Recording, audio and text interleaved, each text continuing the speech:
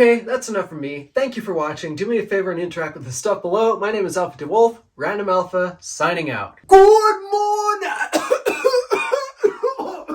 You get choked up on your own good morning or something, Tim?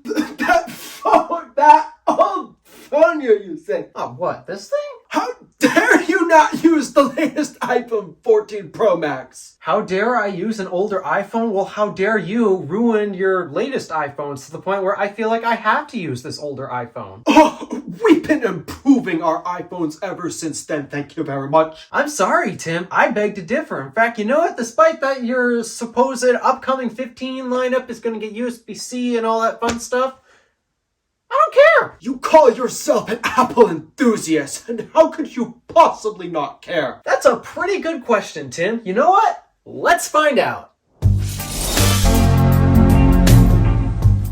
So an Apple event was recently announced, and despite that I've been looking for news for so long just because, well, this is the Gadgets channel. This is where I talk about tech and such, and despite that I would like to review more products, unfortunately I have no money. So that means I cannot get products. And because my sub count is extremely low, by the way, any of you who are also subscribed to the Drive channel, thank you for 200 subs on that. I made a special celebration video for that. But anywho, this is not the Drive channel, this is the Gadgets channel. Back on track, Alpha.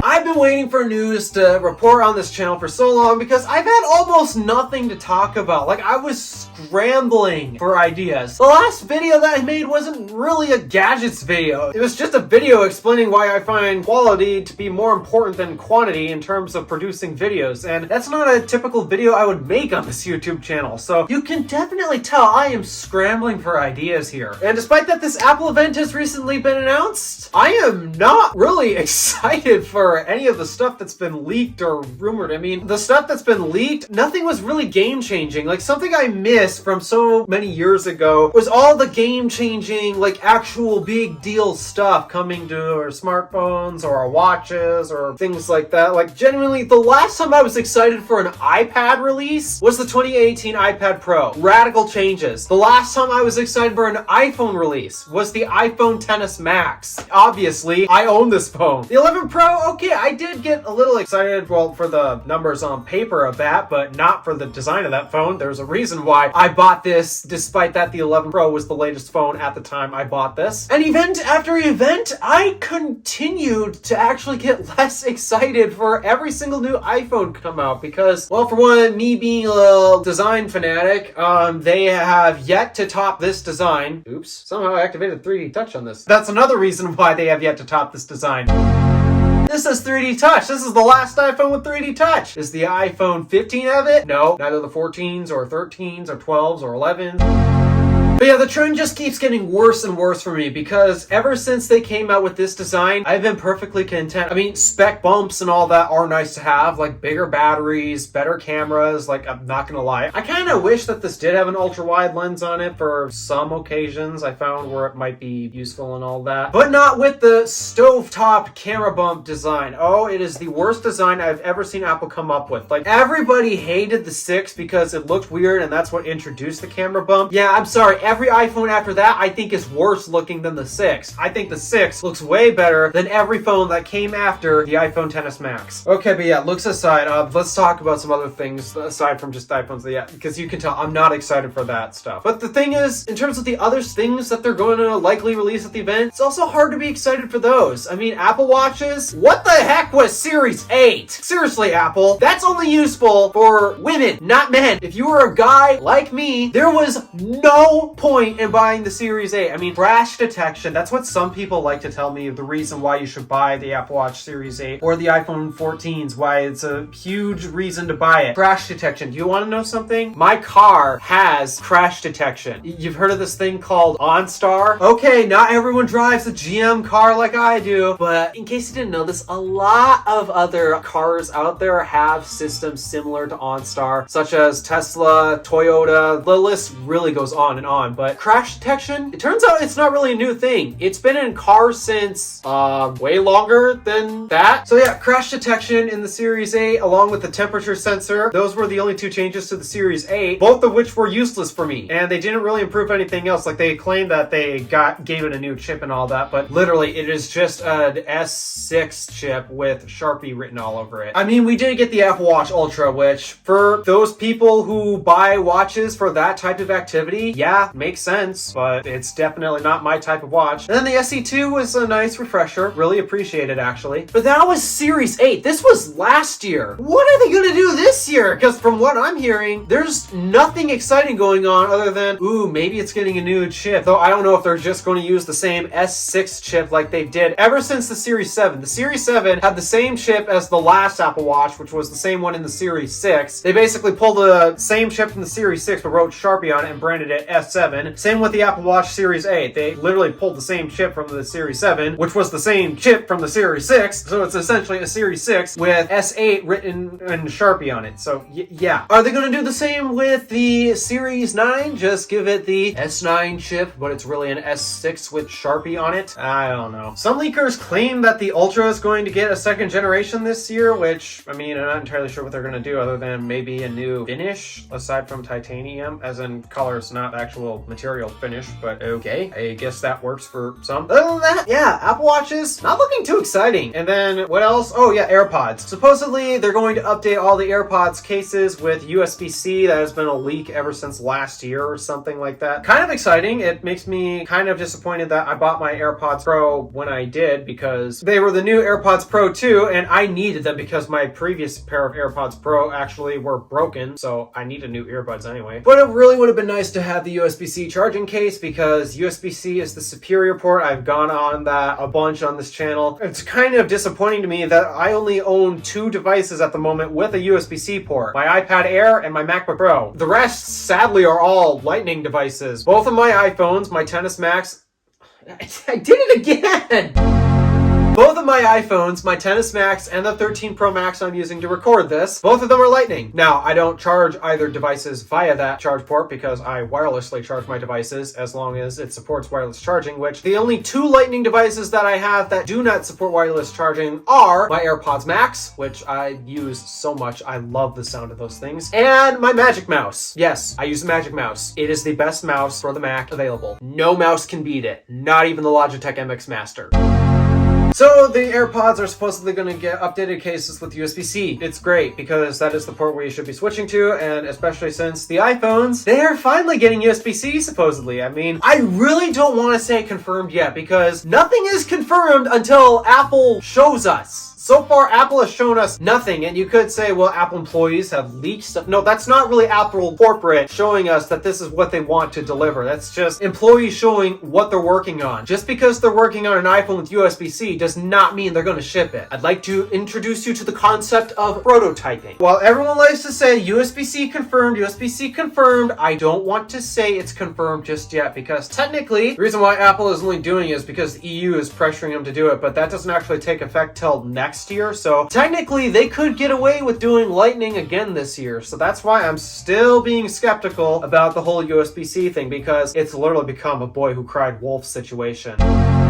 Okay, but USB-C stuff aside, that's almost confirmed. It's not actually confirmed until Apple shows us on stage, but there's other leaks and rumors that have happened over the course, which yes, I've been avoiding almost all year because genuinely it is so hard to get excited for these phones when they have been stepping further and further away from the most beautifully designed iPhone in history. In case you couldn't tell by my iPhone 14 video from last year, yeah, I was not excited. In fact, I was really not happy about the design direction they were going in. So what's going on with the iPhones this year? Well, supposedly this year, all iPhones are going to get the dynamic island. Not cool. The notch is way better, Apple. Why couldn't you just give the notch dynamic abilities? Like, give it the dynamic peninsula. Why couldn't you just do that? Instead, they had to choose a design that cuts further into the phone, and now is literally intrusion. Like, some people originally hated the notch on the iPhone 10 because, well, it looks like it's intruding on the display. The display should be at the top, but this cutout here is cutting into your content. It's literally intruding in the display. But the way I look at it is it's an extension, and the reason why I can look at it this way is because technically the display doesn't have to go all the way up to the edge like this. It could just stop right here at the bottom of this notch and create a little forehead, but instead they extend the display past it just to give you an extra little bit of screen real estate. And some people have tried to use the same logic with the dynamic island situation where the camera hole cutout pill thing, whatever you want to call it. They'll try to tell me that you can use the same argument because now the display is extending around this cutout. But here's why I say you cannot look at it this way, and it's because now the display actually does end at the top of the phone, and now there is this blob in the middle of your screen, maybe not in the middle, but somewhere in the screen, not on the edge of it. It's now in the screen. That is why the dynamic island is an intrusion. You cannot look at it as an extension because now the display is literally reaching the top, and now you've got this literal, by definition, is now an intrusion. You can't look at it as an extension anymore. All iPhones are going to get that this year, which is sad. It's just another step that Apple's taking further and further away from the perfection of design that was the iPhone XS Max. Now, supposedly they are going to fix a few other things that we've been having a lot of issues with. I really hope that they actually round off the edges of the iPhone again, because that was another big mistake that they've made ever since the iPhone 12. I was never one of those people who like squared off edges on the iPhone 12. The second I heard in the leaks and rumors that the iPhone 12 was going to get squared off edges, I was not happy. I'm like, this is going to be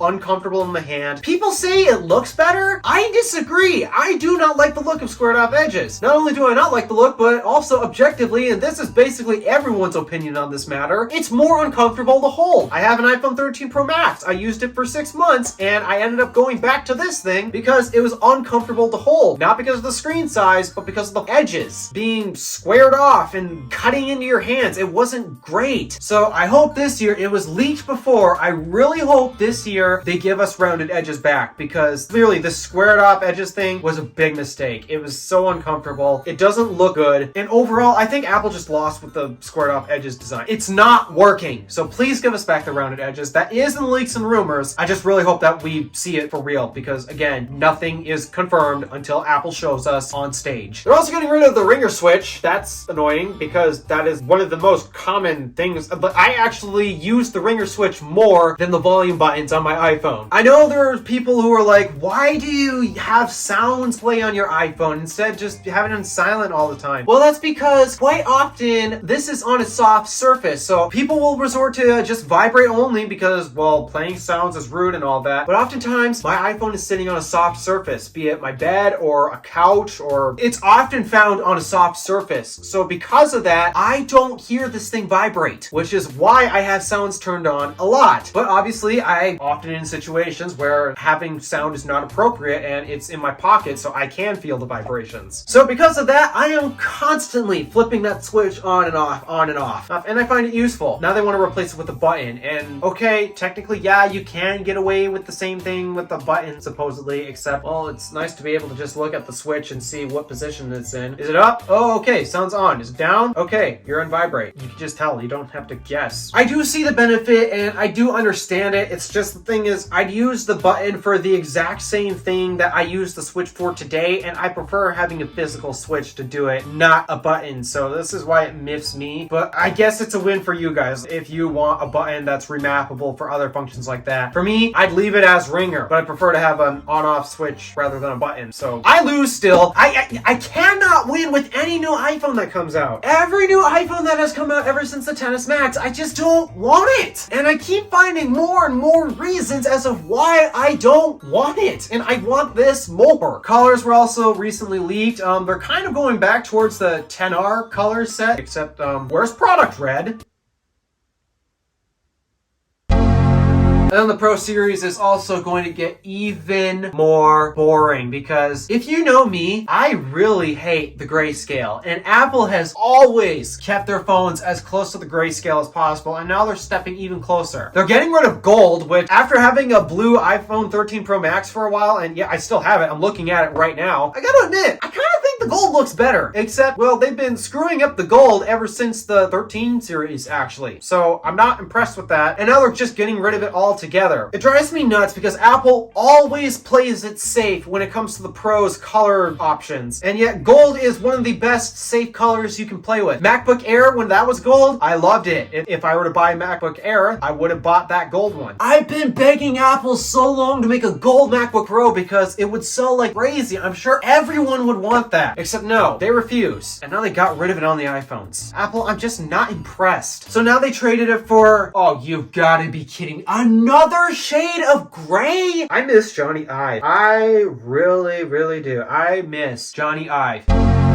So yeah, these are leaked and rumored things that are supposedly happening at this event. I mean, I'm going to watch it this time. I didn't watch WWDC because I got so busy, but also I got other issues that happened at the time. So because of that, yeah, I didn't end up watching WWDC. I'm sorry. I'm going to watch this event this time, not live because, well, two reasons. One, I'm not home when the event actually happens. And two, even if I was, the internet here sucks. So yeah, can't win. But this time I'm actually going to watch it. I'm going to record the whole thing of me watching the event, so can't wait for that to happen, I guess. So, well, I guess I'm going to prepare to be even more disappointed with the next generation of iPhone as they continue to stride further and further away from the best designed iPhone ever. Oh, I'm gonna be so sad the day you lose software support. Anywho, that's enough for me. Thank you for watching. Do me a favor and interact with the stuff below. My name is DeWolf, Random Alpha, signing out.